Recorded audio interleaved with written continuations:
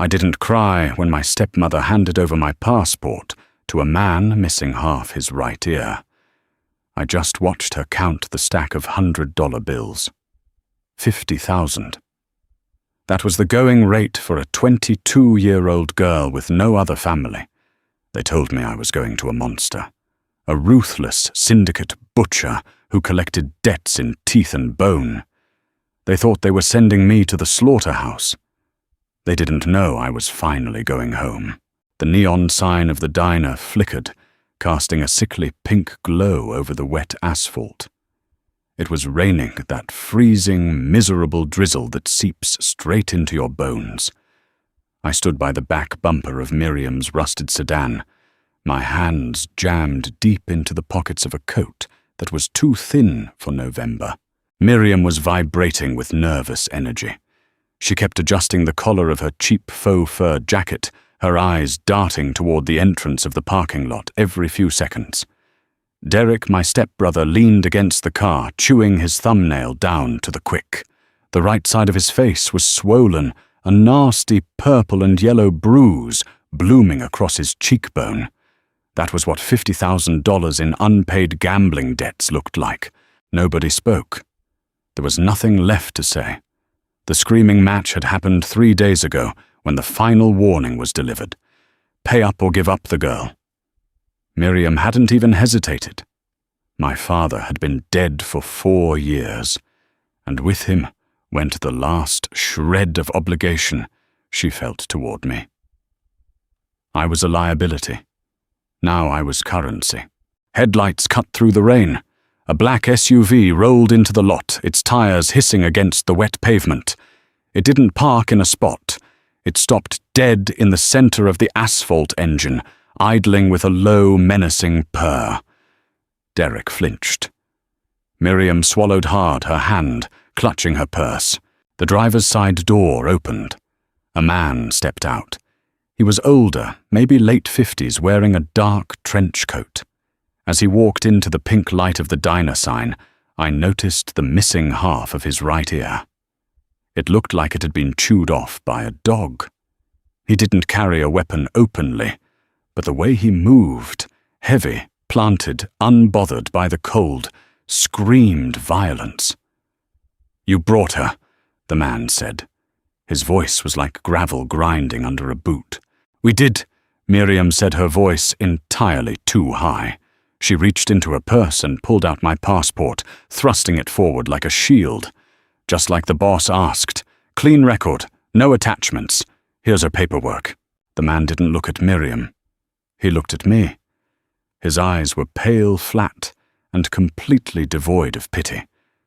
He walked over, took the passport from Miriam's trembling hand, and flipped through it. Then he tossed a heavy leather duffel bag at Derek's feet. It hit the ground with a muffled thud. "Count it if you want," the man said. "But if you hold me up in this rain, I take 10 grand back for my time." Derek scrambled to unzip the bag. I saw the stacks of banded hundreds. Miriam let out a choked sound, something between a sob and a laugh of relief. She looked at me, a brief flash of guilt warring with her greed. Greed won. She turned away. "Get in the car, kid," the man said to me. I didn't say goodbye. I didn't look back at the people who were supposed to be my family. I walked to the SUV, opened the rear door, and slid into the back seat. The heavy door closed behind me, sealing off the sound of the rain. The interior smelled of rich leather, expensive cologne, and stale cigarette smoke. It was warm. That was the first thing I noticed. The heater was running blowing hot air over my numb fingers.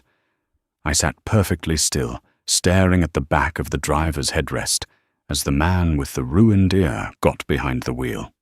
"I'm Carmine," he said, shifting the car into drive. "Put your seatbelt on." I clicked the belt into place. "Where are we going?" Out of the city. That was it. The entire exchange. My life bargained away in a Denny's parking lot for the price of a mid-sized sedan. I leaned my head against the cold-tinted glass and watched the city blur past. The harsh streetlights, the decaying brick buildings, the graffiti. It all faded away, replaced by the dark, winding roads of the northern hills. My chest felt hollow. I kept waiting for the panic to set in, for the tears to start. But there was nothing. Just a cold, hard knot of pragmatism. I was alive. I was no longer sleeping on a mattress with broken springs in a house that smelled like stale beer and resentment. We drove for over an hour. The trees grew thicker, the road narrower. Finally, tall iron gates loomed out of the darkness, flanked by stone pillars. Carmine didn't slow down. The gates swung open smoothly, letting us pass into a sprawling estate. The house wasn't the gaudy marble-columned mansion I expected. It was a brutalist fortress of dark concrete, heavy timber, and massive panes of glass. It looked immovable. It looked like a place where secrets went to die. Carmine parked near the front steps. He cut the engine. "Listen to me, Nora," he said, not turning around. "The boss isn't a patient man. You speak when spoken to. You don't lie. You don't hide. Do that, and you'll survive." I unbuckled my seatbelt. "And if I don't?" Carmine finally looked at me through the rearview mirror. "Then nobody will ever find you." I opened the door and stepped out into the freezing wind. I walked up the stone steps. The heavy oak door was already opening. It was time to meet the monster. The entryway was cavernous, smelling of beeswax and wood smoke.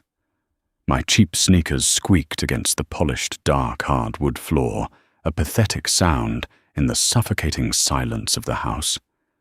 Carmine walked ahead of me, his heavy boots making no sound at all. He didn't offer to take my coat. I kept my hands in my pockets to hide their shaking. We walked down a long corridor lined with abstract paintings that looked like bruises, swathes of deep purple, angry red, and midnight black. At the end of the hall, double door stood slightly ajar. Warm yellow light spilled out onto the floorboards. Carmine stopped. He pushed the door open with a flat palm and gave me a slight shove between the shoulder blades. I stumbled forward into the room. The door clicked shut behind me. It was a study. Floor-to-ceiling bookshelves lined 3 walls packed tightly with worn spines. A fire popped and hissed in a massive stone hearth. The room was aggressively warm, and sitting behind a sprawling mahogany desk was the man who had bought me. Roman Costa. The stories in the city painted him as a demon. They said he took over the syndicate at 25 by systematically dismantling the rival families piece by piece. They said he didn't negotiate. They said he enjoyed the sound of breaking bones. I looked at him, bracing myself for the monster. He didn't look up immediately. He was reading a file, a heavy crystal tumbler of amber liquid sitting near his left hand. He wore a crisp white dress shirt, the sleeves rolled up to the elbows, exposing forearms corded with muscle and covered in faded, jagged scars. His dark hair was neatly swept back, a few stray strands falling across his forehead. When he finally lifted his head, the breath caught in my throat. He wasn't ugly. He wasn't terrifying in the obvious, cinematic way. He was strikingly handsome, but it was a harsh, unforgiving kind of beauty. His jaw was sharp enough to cut glass. A thin, silvery scar ran from his left temple down to his jawline, narrowly missing his eye. But it was his eyes that froze me in place. They were a pale, icy blue, completely still. He looked at me the way a wolf looks at a rabbit that has wandered into its den. Not with immediate hunger, but with calculated assessment. "Sit," he said. His voice was a deep, resonant baritone. It didn't echo. It commanded the space. I walked over to one of the heavy leather chairs opposite his desk and sat down. I kept my knees pressed together, my back straight. I didn't look away from him. If I was going to die here, I was going to look him in the eye when it happened. Roman closed the file on his desk. He leaned back in his chair, studying me. "You're not crying," he observed. It wasn't a question. "Would it help if I did?" I asked. My voice wavered slightly, betraying me. I hated it. The corner of his mouth twitched, a ghost of a smirk. "No, it would just give me a headache."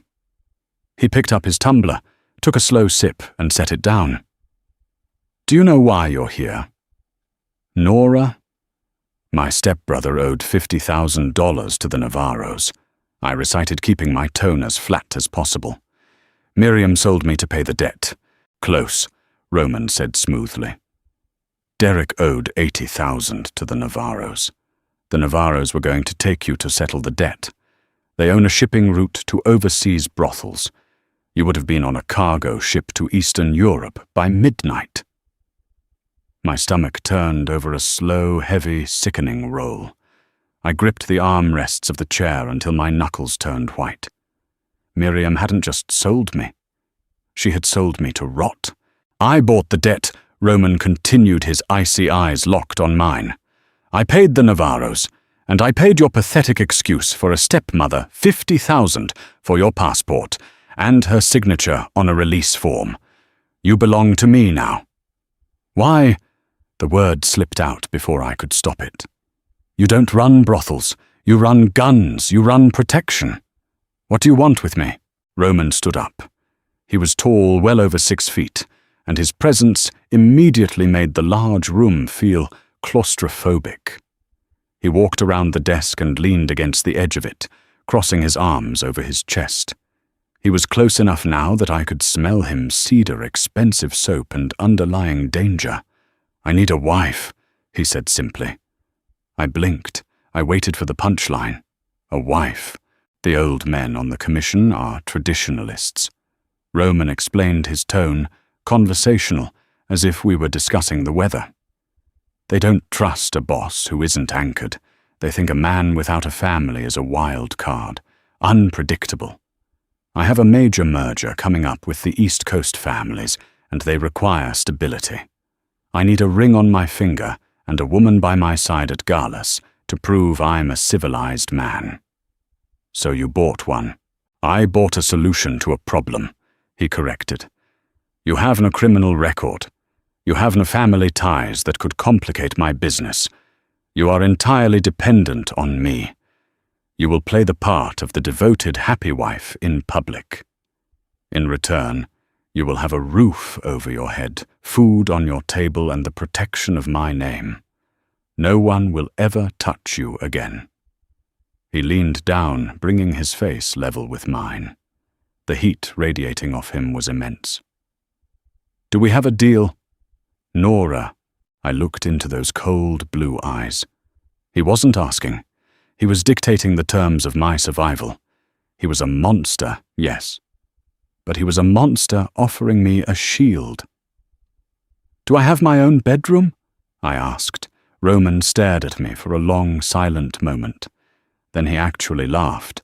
It was a short, rough sound. "Yes, Nora, you have your own bedroom. I'm not looking for a bed warmer. I'm looking for a partner in a very specific play." He stood up straight. "Carmine will show you to your room. Dinner is at 8. Don't be late." I stood up. My legs felt like lead, but I forced myself to walk to the door. I grabbed the brass handle. "Nora." I paused, looking back over my shoulder. Roman was watching me, his expression unreadable again. "There are no locks on the doors in this house, but you are free to leave through the front gates whenever you wish. Just know that if you step off my property, the Navarros will be waiting." I turned the handle and walked out. I wasn't going anywhere. The bedroom Carmine deposited me in was the size of my entire childhood apartment. It was a masterclass in sterile luxury, high ceilings, charcoal grey walls, and a king-sized bed draped in heavy linen. There were no photographs, no trinkets, nothing to indicate another human being had ever slept here. It was a hotel room for a ghost. I locked the door out of habit, The deadbolt slid home with a satisfying, heavy click. A stark white box sat perfectly centered on the mattress. I approached it slowly, my wet sneakers leaving faint damp prints on the Persian rug. Inside lay a midnight blue dress folded with retail precision. Beneath it was a pair of black heels and a small cream-colored card. Dinner at 8. Wear this. No signature. He didn't need one. I looked at the digital clock on the bedside table. 7:15. I walked into the attached bathroom, stripped off my damp clothes, and stood under the scalding spray of the shower until my skin turned pink.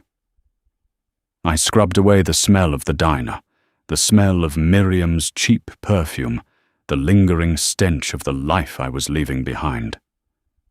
I didn't cry. I just watched the water swirl down the drain, carrying away the grime of my past. The dress fit perfectly. That terrified me more than the man himself. It meant Roman Costa had my measurements before I ever stepped foot in his car. He didn't just buy a problem solver. He engineered it. The fabric clung to my waist and fell just past my knees, conservative but impeccably tailored. I slipped on the heels, ran my fingers through my damp hair to tame it, and left the room. The dining hall was an echoing cavern of dark oak and dim lighting. A long mahogany table stretched across the center, set for two. They weren't sitting at opposite ends like in the movies. Two settings were placed side by side near the head of the table. Roman was already there. He had discarded the suit jacket and tie. His sleeves were still rolled up, revealing the map of scars on his forearms. He was reading a thick ledger, a pen spinning idly between his fingers. He didn't look up when I pulled out my chair and sat down. A woman in a neat black dress emerged from a swinging door carrying a silver tray. She was older, with iron grey hair pulled back in a tight bun and eyes that missed absolutely nothing. She set a plate of roasted lamb and root vegetables in front of me, then did the same for Roman. She poured water into my glass and red wine into his. "Thank you," I murmured. The woman paused, a flicker of surprise crossing her stoic features. She gave a curt nod. "I am Clara. If you need anything, you ask me." She vanished back into the kitchen. Roman closed the ledger. "You don't need to thank the staff." "It costs me nothing to be polite," I said, picking up my fork. "I grew up serving people. I know what it's like to be invisible." Roman picked up his wine glass. The pale blue of his eyes caught the low light of the chandelier. "You're not invisible anymore, Nora. You're standing in a spotlight. Everything you do reflects on me. If you act like a servant, they will treat you like one." "Who are they?" "The people trying to take my seat." He cut a piece of lamb with surgical precision. "We are getting married on Friday. 3 days." I stopped chewing. I forced myself to swallow the food. It tasted like ash. "That's fast." "The East Coast merger meets on Saturday." Roman stated his tone flat. "I will not walk into that room with a fiancé. I will walk in with a wife. It leaves no room for negotiation. You will sign the papers in the morning. We will host a reception at the downtown hotel that evening. You will smile. You will look at me like I hung the moon. You will wear my ring, and you will not flinch when I touch you." He laid out the demands like he was ordering supplies for a construction site. "And if someone asks how we met?" I asked. "We met at a charity auction 3 months ago. You spilled champagne on my shoes. I was charmed." The lie rolled off his tongue flawlessly. "Clara will help you prepare. She will brief you on the names you need to know. The capos, the underbosses, the rivals." I looked down at my plate. The reality of the situation was settling heavy on my chest. I wasn't just hiding from the Navarros. I was stepping onto a battlefield wearing the colors of the most dangerous warlord in the city. The dining room door opened. A man walked in. He was built like a heavyweight boxer wearing a sharp suit that barely contained his shoulders. His nose had clearly been broken more than once. He approached Roman leaning down to murmur something in his ear. Roman's expression didn't change, but the air in the room grew instantly colder. "Take care of it," Roman said softly. "Make sure the message is clear. Nobody taps our shipping containers at the port. Break his hands." The man nodded, gave me a brief, calculating glance, and walked out. I sat perfectly still, my hands resting in my lap. I didn't gasp. I didn't wide-eye him in horror. I grew up with a stepbrother who came home with missing teeth and broken ribs. Violence wasn't a shock. It was the weather. Roman watched me over the rim of his glass. "No questions. You broke his hand so he can't steal again," I said, meeting his gaze. "It's practical. Cruel, but practical." A slow, deliberate smile touched the corners of Roman's mouth. It was the first time I saw something genuinely resembling approval in his eyes. "Eat your dinner, Nora," he said softly. "You're going to need your strength." Friday arrived with the bleak, overcast sky, typical of the city. The wedding was entirely devoid of romance. It took place in Roman's sprawling downtown office. The judge, an older man sweating profusely despite the heavy air conditioning, rushed through the legal jargon. He kept glancing nervously at the two men standing guard by the heavy oak doors. Roman stood beside me, in a charcoal three-piece suit. He smelled of rain and dark vetiver. When it came time for the rings, he took my left hand. His fingers were rough, calloused, and surprisingly warm. He slid a platinum band onto my finger. It held an emerald-cut diamond the size of a postage stamp. It felt like a handcuff. "I do," I said to the judge. My voice didn't shake. "I do," Roman echoed. The judge stamped the paperwork. It was over. $50,000 and a signature. I belonged to the syndicate now. Hours later, the atmosphere shifted from clinical to chaotic. The reception was held in the grand ballroom of the Continental, a hotel Roman owned outright. The room was a suffocating sea of designer gowns, tailored tuxedos, expensive cigars, and dangerous men. A string quartet played in the corner, entirely drowned out by the low, rumbling hum of deals being brokered over crystal glasses of bourbon. Clara had dressed me in a backless, floor-length gown of dark emerald silk. My hair was pinned up, exposing my neck. I felt entirely exposed despite the heavy fabric. Roman stayed by my side for the first hour. He kept his hand resting lightly on the small of my back. It was a possessive gesture, a clear warning to every predator in the room. He introduced me to men with dead eyes and women dripping in diamonds who smiled at me with teeth like sharks. I remembered the names. I smiled. I played the part. "You're doing well," Roman murmured, his lips brushing my ear as we stood near the bar. To anyone watching it, looked like a lover's whisper. "Keep your posture straight." "I'm fine." I lied. The diamond ring felt heavy enough to drag my arm to the floor. "I have to speak with the East Coast delegation in the back room," Roman said, stepping away slightly. 10 minutes. Stay in the open. Clara is watching from the balcony. Leo is at the door." He walked away, swallowed by the crowd. Instantly, the temperature around me seemed to drop. The protection of his immediate presence vanished. I stood by a tall cocktail table, nursing a glass of sparkling water. It didn't take long for the wolves to circle. A man detached himself from a group near the ice sculpture and drifted toward me. He was in his mid-30s, handsome, in a slippery, overly groomed way. He wore a velvet dinner jacket and a smile that didn't reach his dark eyes. I recognized him from Clara's briefing. Dominic, a high-ranking capo who thought he should have been the boss instead of Roman. "Mrs. Costa," Dominic purred, leaning against the table. He didn't ask for permission to invade my space.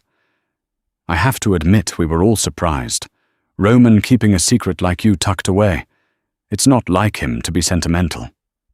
Some things are worth keeping private, Dominic, I said, matching his smooth tone. I took a slow sip of my water. Dominic's eyes flicked down my dress, an insulting, lingering appraisal. You're a beautiful girl, but you don't look like our kind. You look fragile. This life, it chews up fragile things. He was testing the fences, probing for weakness. If I folded, if I looked away, the rumor would spread by morning that Roman's new wife was a liability. I set my glass down. The clink of crystal against the table was sharp. I looked directly into Dominic's eyes, channeling every ounce of cold, survivalist apathy I had built up living with Miriam. I appreciate your concern, I said, my voice barely above a whisper, forcing him to lean in to hear me. But you're mistaking quiet for fragile. I assure you, Dominic, my teeth are just as sharp as yours. I just don't feel the need to bare them at every person who walks by to prove I have them. Dominic's fake smile faltered. A flash of genuine irritation crossed his face. He opened his mouth to reply, leaning closer, attempting to use his physical size to intimidate me. A large, warm hand clamped down on Dominic's shoulder. Dominic stiffened, all the color draining from his face. Roman stepped up behind him. He didn't look at Dominic. He looked at me. His icy blue eyes were alight with something dark and dangerous. "Is there a problem here, Dominic?" Roman asked. His voice was conversational, pleasant even. That made it infinitely more terrifying. "No, boss," Dominic said, quickly, stepping back, creating immediate distance between us. "Just offering my congratulations to your bride." "You've offered them," Roman said softly. "Now walk away." Dominic swallowed hard, nodded curtly to me, and disappeared into the crowd faster than he had arrived. Roman stepped into the space Dominic had vacated. He looked down at me, studying my face for any sign of panic. He found none. "What did he say to you?" Roman asked. "He told me I look fragile," I replied flatly.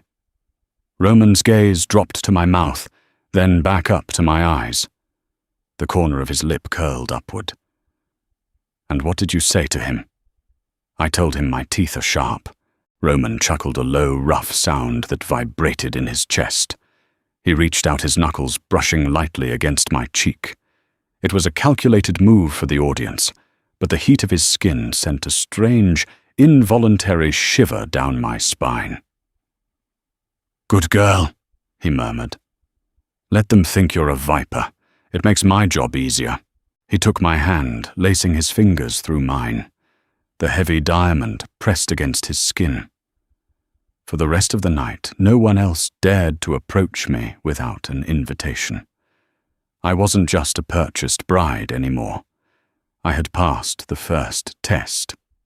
I was standing next to the monster, and I hadn't blinked. By the third week, the sprawling concrete estate stopped feeling like a prison and started feeling like a bunker. My life settled into a rigid, quiet routine. Breakfast at 7. Briefings with Clara on the syndicate's political landscape at 10. Dinners with Roman at 8. We lived together, but we operated in parallel lines, never truly intersecting outside of the public eye. In front of his capos, we were a unified front. Behind closed doors, we were two strangers sharing a fortress, until the rainstorm on a Tuesday night. It was past 2 in the morning. The wind was howling off the hills, throwing heavy sheets of rain against the reinforced glass of my bedroom window. I was a light sleeper, a survival trait learned from years of living in a house where Derek came home drunk and violent.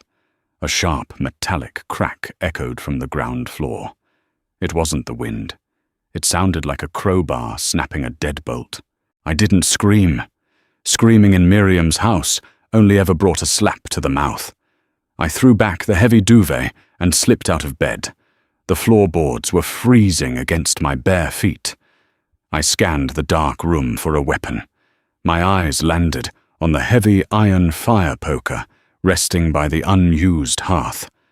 I picked it up. It weighed easily 10 pounds cold and solid in my grip. I opened my bedroom door, slowly wincing as the hinges let out a microscopic squeak. The hallway was pitch black. The emergency generator hadn't kicked on, which meant someone had deliberately cut the main line.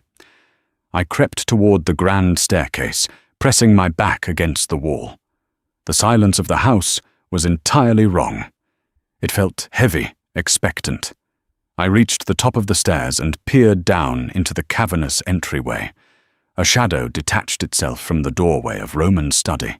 The man was large, wearing a ski mask and holding a suppressed pistol.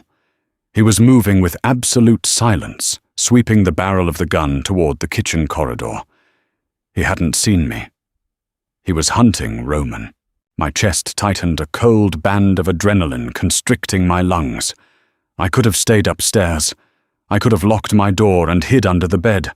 Roman bought me to be a prop, not a bodyguard. But a dark, pragmatic thought anchored my feet to the floor.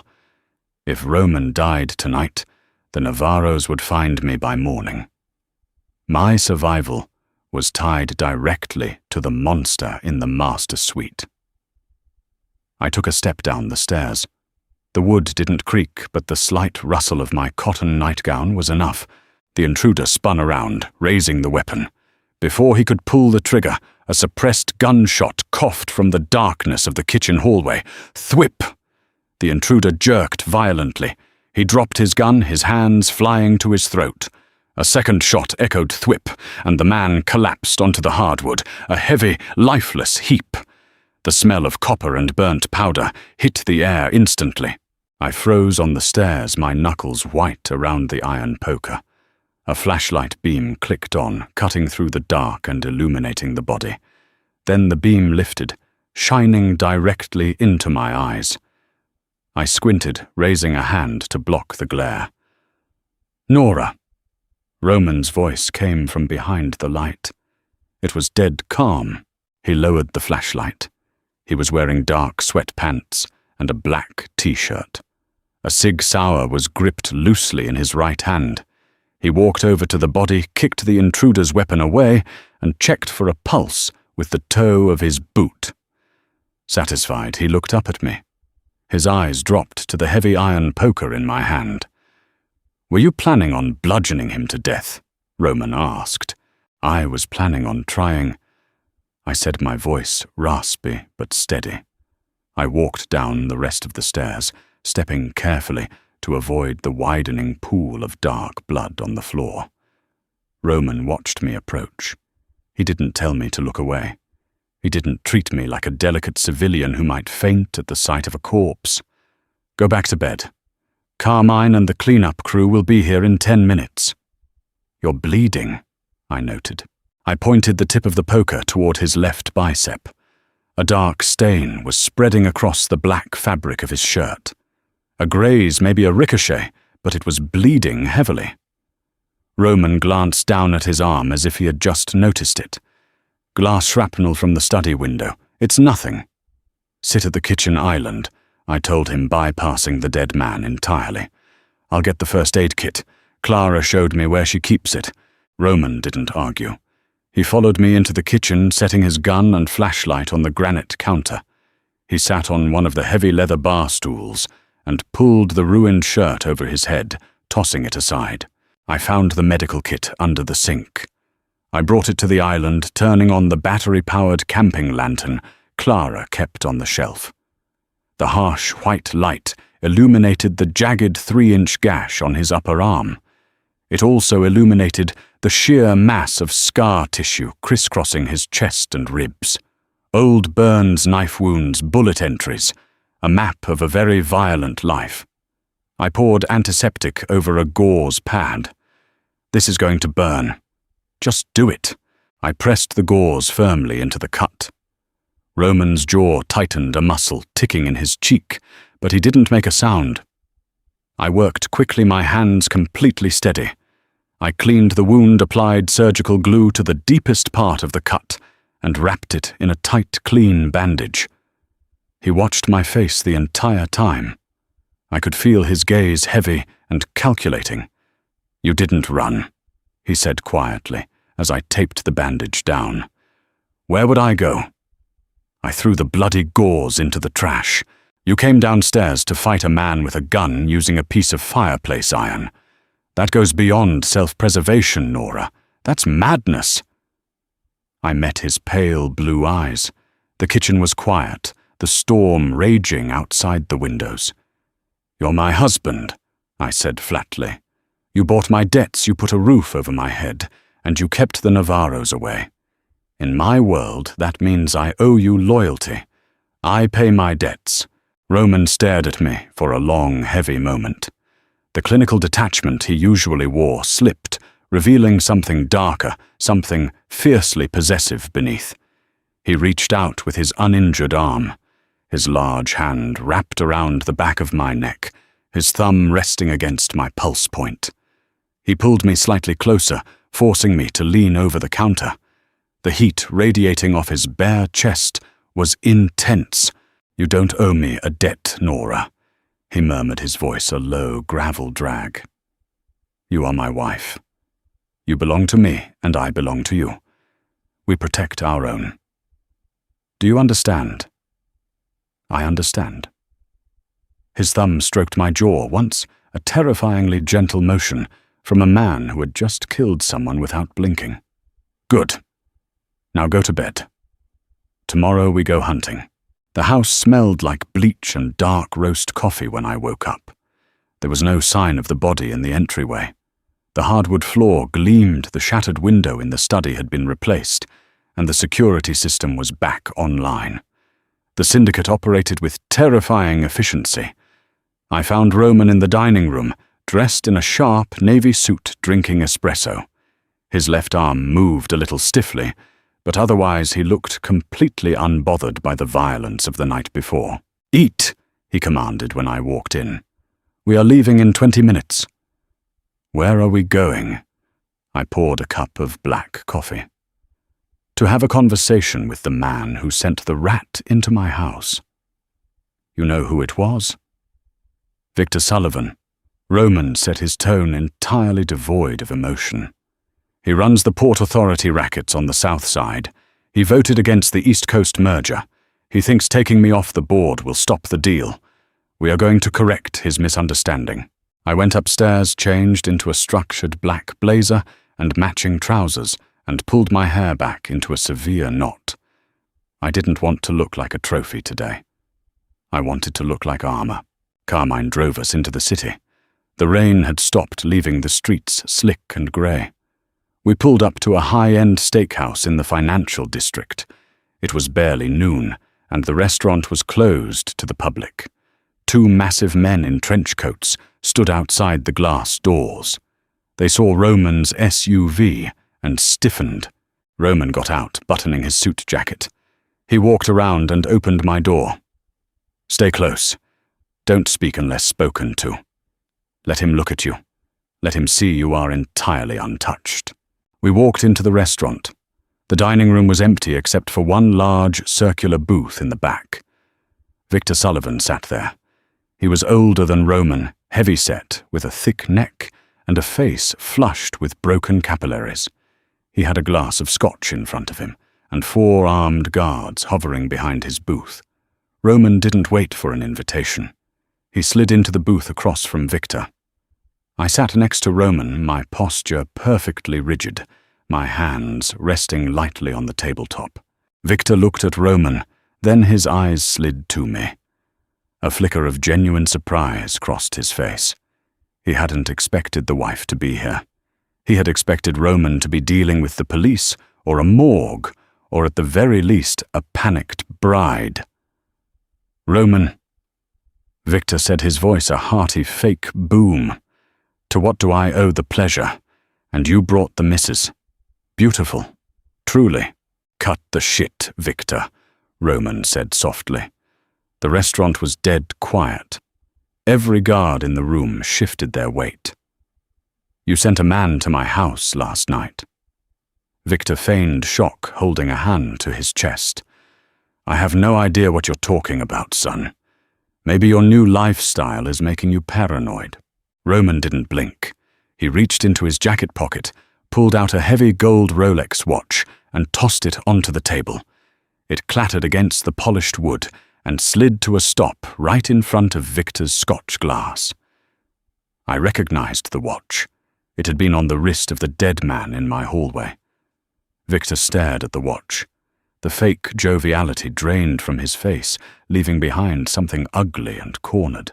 "He was an independent contractor," Victor muttered, not denying it anymore. "A message. You're moving too fast with the East Coast boys, Roman. You're selling out the local families." "I am securing the local families," Roman corrected his voice, dropping an octave, becoming a lethal rumble. "But that's not the point of this meeting. The point is, you sent a man into the house where my wife sleeps." Victor sneered, trying to regain the upper hand. He looked at me, a nasty, calculating glint in his eye. "A mail-order bride from the slums. Don't act like a romantic Roman. We all know how much you paid the Navarros for her. If something happened to her, you just buy another one." The insult hung in the air. The guards behind Victor smirked. Roman's hand twitched toward his coat, a lethal, blinding rage finally cracking his icy facade. But before he could draw his weapon, I leaned forward. I didn't yell. I didn't scowl. I kept my face entirely impassive, staring directly into Victor's flushed, sweating face. "Mr. Sullivan." I said, my voice crisp and ringing clearly through the empty restaurant. Victor frowned, startled that I had spoken. "I grew up in the slums, yes." I continued, folding my hands neatly on the table. "I know what it means to be hungry. I know what it means to survive. But you were born into this syndicate, and yet you still fight like a coward. Sending a mercenary in the middle of the night. My stepbrother had more courage when he was stealing from the till. If you have a problem with my husband's business, you handle it in the boardroom. If you ever send a man to our home again, I won't wait for my husband to shoot him. I will take his eyes out myself and mail them to your wife." Absolute silence descended on the restaurant. Victor stared at me, his mouth slightly open. He looked from me to Roman, searching for a reprimand. He found none. Roman was leaning back in the booth, staring at me. The rage had vanished from his face, replaced by a look of profound, terrifying pride. It was the look of a man who had just realized his pawn was actually a queen. "You heard my wife, Victor," Roman said softly, breaking the silence. "The East Coast merger happens on Saturday. You will vote yes. If you vote no, I won't just kill you. I'll let Nora decide how." Roman stood up. He didn't wait for an answer. He held out his hand. I placed mine in his, letting him pull me from the booth. We walked out of the restaurant, our footsteps echoing in perfect synchronization. When we got back into the armored SUV, Carmine pulled away from the curb. The heavy privacy partition was rolled up, sealing us in the back. Roman turned to me. He reached out his hand, sliding into my hair, gripping the back of my head firmly. He pulled me toward him, his face inches from mine. His breathing was heavy, his blue eyes entirely dilated. "You," he whispered fiercely, his gaze dropping to my mouth, "are a magnificent terror." He didn't kiss me. He didn't have to. The way he looked at me sealed the bond tighter than any legal document ever could. The transaction was officially dead. The partnership had begun. Saturday arrived with a stifling, oppressive humidity that made the city skyline haze over in a smoggy gray. The East Coast merger was scheduled for 8 in the evening in the penthouse boardroom of the Continental. I didn't wear a gown this time. I wore a sharply tailored charcoal suit that mirrored Roman's, paired with a silk ivory blouse and black stiletto heels. It was a uniform. I was no longer playing the decorative bride. I was an active participant in the syndicate's theater of power. We took the private elevator up to the top floor. Roman stood beside me, his hands clasped casually in front of him. He hadn't said much all day. The quiet before a war. "You don't have to speak tonight," Roman said, as the floor indicator blinked upward. "Just watch the room. Tell me what I don't see." "Who am I watching specifically?" I asked. "Dominic." The elevator chimed. Victor was terrified on Wednesday, but Dominic is ambitious. Ambition makes men stupid. The heavy oak doors of the boardroom opened. The space was enormous, lined with floor-to-ceiling windows overlooking the glittering sprawl of the city. A massive oval table of polished walnut dominated the center. Around it sat the architects of the East Coast underworld. Arthur Lombardi sat at the far end. He was an ancient skeletal man with thin white hair and eyes like chips of flint. He was the head of the New York delegation. Flanking the table were the local capos, including Victor Sullivan, who looked entirely ill, dabbing his sweating forehead with a linen handkerchief. Dominic sat near the middle, perfectly composed, wearing a dark velvet jacket and a confident smirk. Roman pulled out a chair for me, just to the right of his own at the head of the table. I sat down. The room fell silent. 14 pairs of eyes locked onto me. I recognized the skepticism in the New York delegation's faces. They didn't bring their wives. "We are here to finalize a business arrangement. Roman..." Arthur Lombardi rasped his voice, sounding like dry leaves.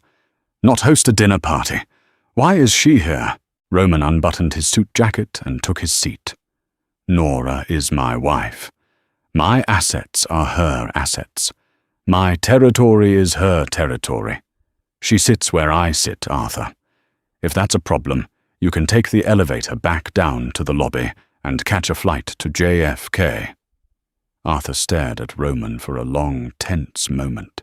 Then he let out a dry, rattling chuckle. "Defiant.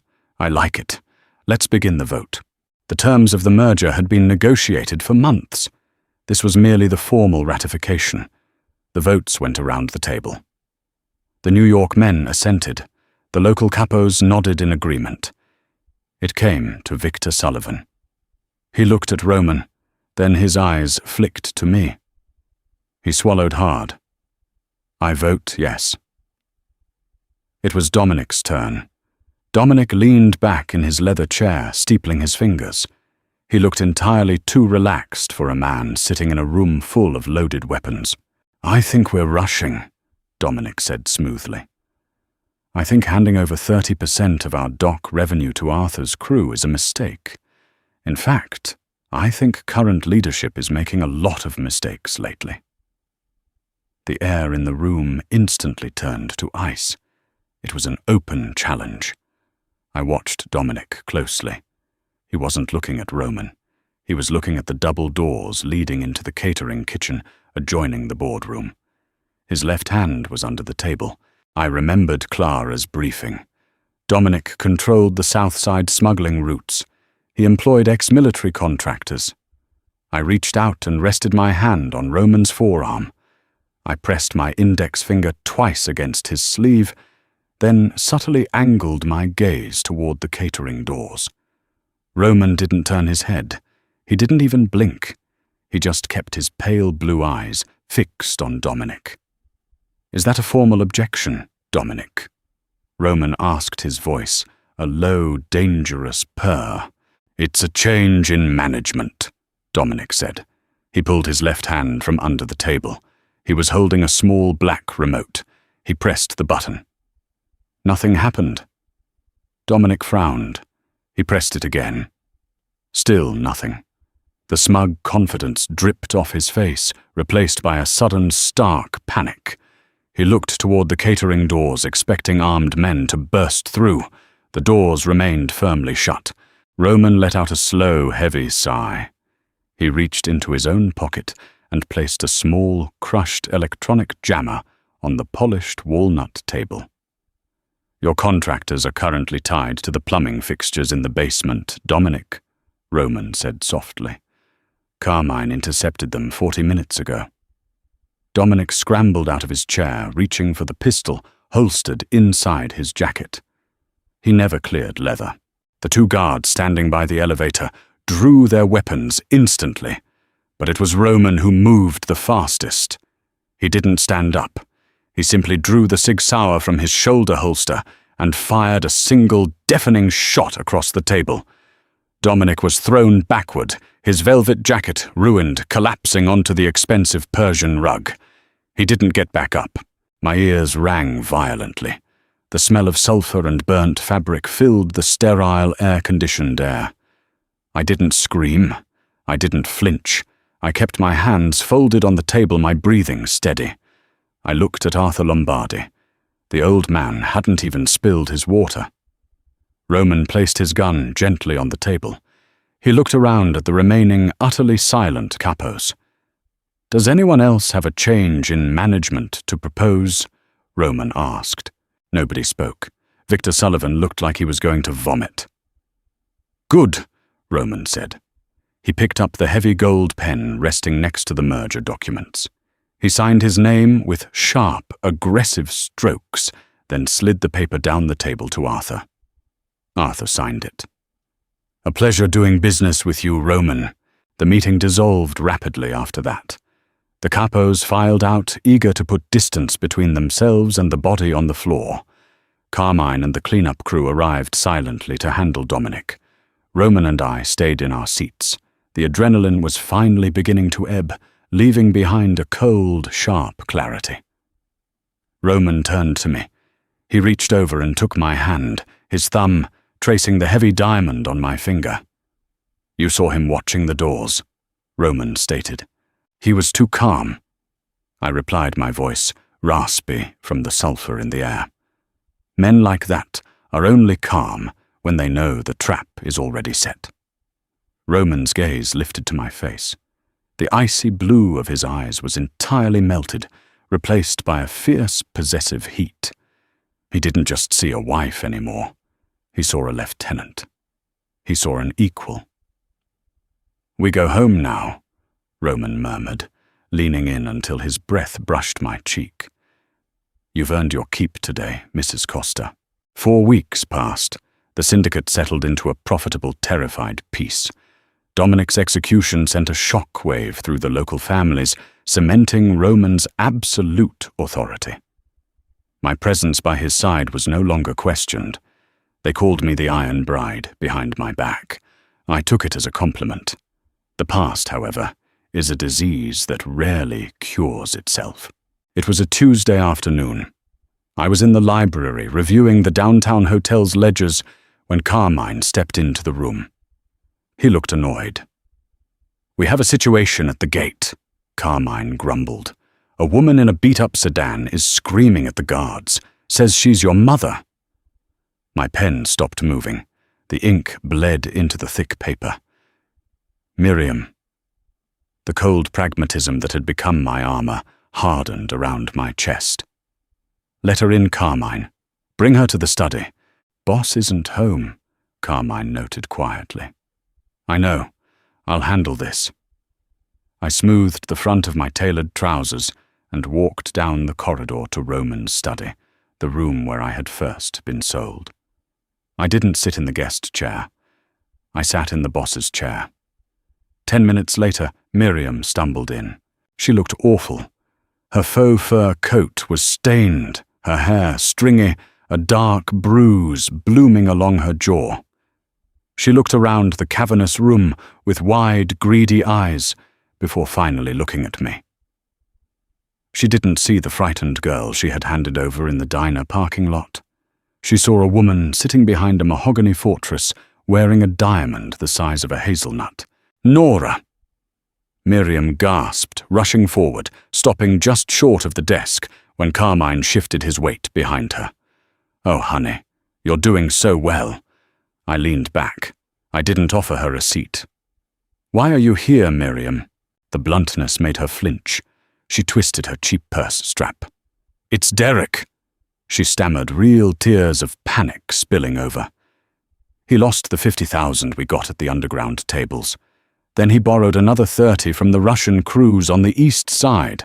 They took him yesterday. They said if I don't bring 50 grand by midnight, they're going to mail him back in pieces." She slammed her hands on the desk. "You have to help us. You have millions. 50 grand is pocket change. Please, Nora, he's your brother."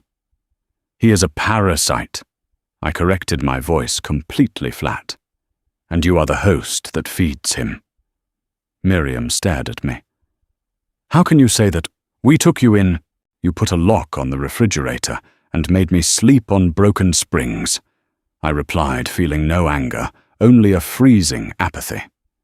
"You let Derek use me as a punching bag. Then you sold me to a monster to save yourselves." "I did what I had to do to survive," Miriam shrieked. "We're family.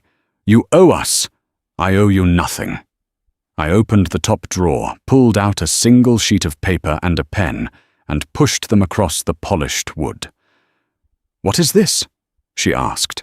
"A written confession," I said. "Detailing exactly how you sold a human being across state lines to settle a gambling debt. Write it down, sign it, and I will have Carmine call the Russians to release Derek." Miriam looked at the paper like a venomous snake. "You'll send me to prison. I will put it in a safe," I told her, my pale gaze locking onto hers. "It is my insurance. You will take Derek and leave the state. If you ever contact me again, I will hand this to a federal prosecutor. You will spend the rest of your life in a concrete box." Miriam trembled violently. She looked at Carmine, then back at me, realizing the girl she had abused was entirely gone. "You're a monster," Miriam whispered. "I had an excellent teacher," I replied. "Write or leave." Her hand shook so badly she could barely form the letters, but she wrote it. She shoved the paper back, her face twisted in pure hatred. "Take her to the gate, Carmine," I ordered. "Call the East Side crew. Tell them the debt is forgiven, courtesy of Roman Costa. Then make sure they are on a bus to Nevada by nightfall." Carmine hauled her out. She didn't look back. I folded the confession and slipped it into my pocket. I didn't feel triumphant. I just felt clean. The last decaying tether to my old life was severed. The door opened quietly. Roman walked around the desk, his sleeves pushed up, leaning his hip against the mahogany. "Carmine texted me," Roman said, a low rumble. "I was prepared to bury them both in the new warehouse foundation. That would have been too easy," I said, looking into his icy blue eyes. "Fear is a much better leash than death." A slow, dark smile spread across Roman's face. He reached down, gripping the armrests, trapping me between his arms. The scent of cedar and danger wrapped around me. "I leave you alone for 2 hours and you're already acting like the boss," he murmured. "Someone has to keep the throne warm," I whispered. Roman laughed, closing the distance. His mouth captured mine in a bruising, fiercely possessive kiss. I kissed him back with equal ferocity. I wasn't surviving him anymore.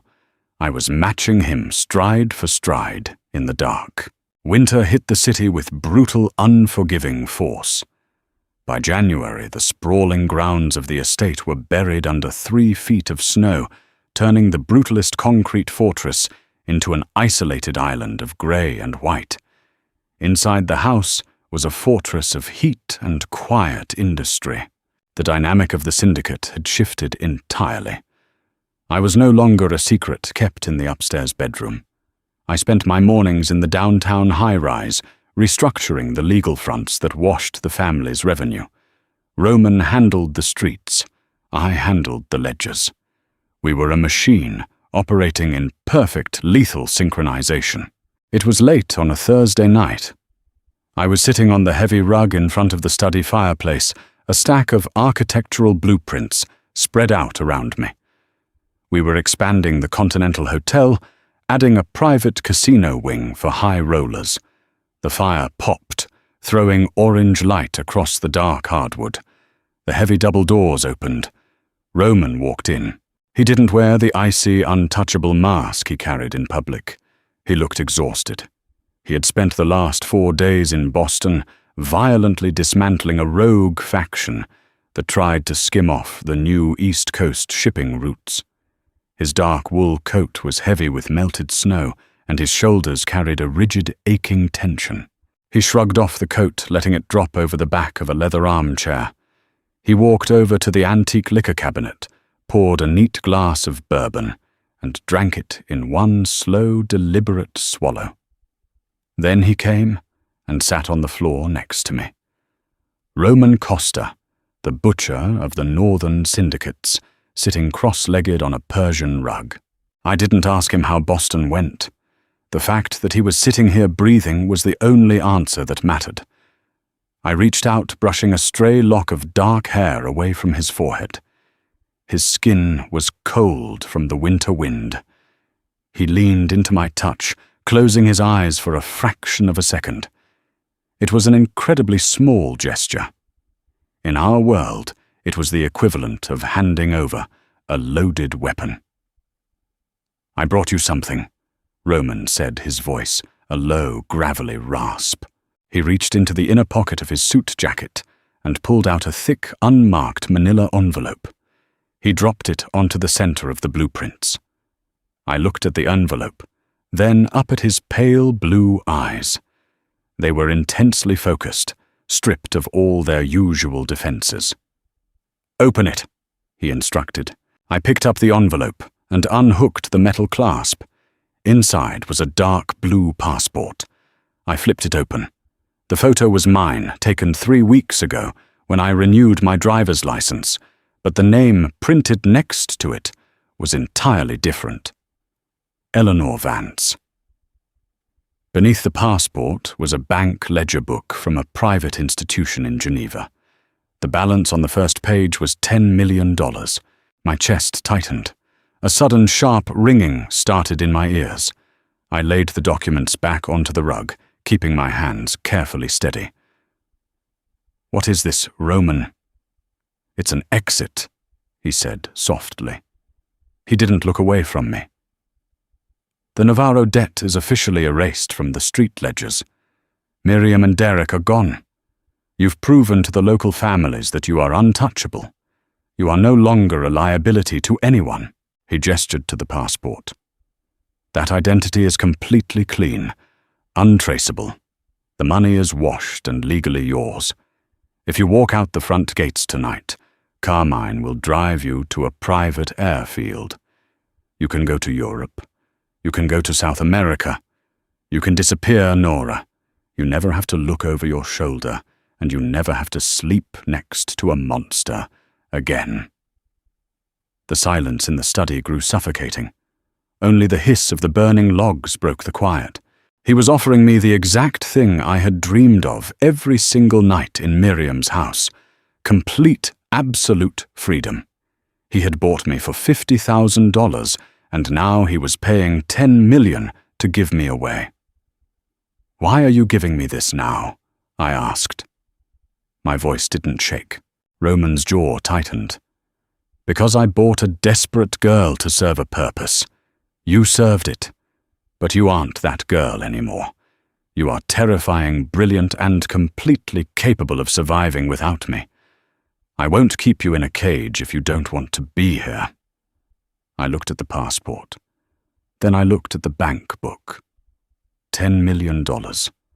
A life without bodyguards, without armored cars, without the constant looming shadow of violence. I picked up the manila envelope, the passport, and the ledger. I gathered them into a neat stack. Roman watched my hands, a muscle ticking in his jaw. He was preparing himself for me to stand up and walk away. He was bracing for the loss. I turned toward the hearth. I tossed the entire stack directly into the roaring flames. Roman flinched, his eyes widening in genuine, profound shock as the paper curled, blackened, and ignited into bright orange fire. The $10 million ledger turned to ash in seconds. I turned back to him. I closed the distance between us, sliding my hands onto his shoulders, gripping the expensive fabric of his suit. I forced him to look directly into my eyes. "I am not a hostage, Roman." I told him, my voice fierce and completely unwavering. "And I am not a business transaction you can cancel when you feel guilty. I chose to stay the night I patched your arm in the kitchen. I chose to stay the day I sat at that boardroom table. I don't want a clean life in Geneva. I want this life. I want my husband." Roman stared at me, the reflection of the dying fire dancing in his icy eyes, the rigid tension in his shoulders completely shattered. He didn't say a word. He didn't need to. He reached out his massive hands, wrapping around my waist, and pulled me flush against his chest. He buried his face in the crook of my neck, inhaling deeply, his grip tight enough to bruise. It was the desperate anchoring hold of a man who had finally found the one thing he could not bear to lose. I wrapped my arms around his neck, holding him just as tightly. We sat there on the floor of the fortress, surrounded by the quiet hum of the winter storm outside. I had been sold to a butcher, bargained away for the price of a debt. But as I held the most feared man in the city, I knew the absolute truth. I wasn't surviving the monster anymore. I was ruling right beside him. They say you can't choose the cards you're dealt, but they never tell you how good it feels to flip the entire table. From a $50,000 pawn to the undisputed queen of the Costa Syndicate, Nora's journey proves that sometimes the darkest places forge the strongest armor. Did her final choice surprise you? Or did you know the Iron Bride was here to stay? Drop your thoughts in the comments below. If you loved this gritty tale of survival and dark romance, hit that like button